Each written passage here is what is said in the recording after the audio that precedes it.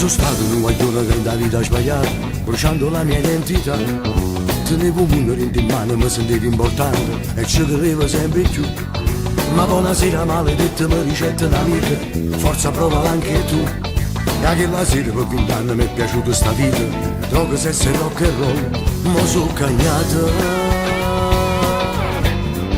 Tu pure ce la puoi fare.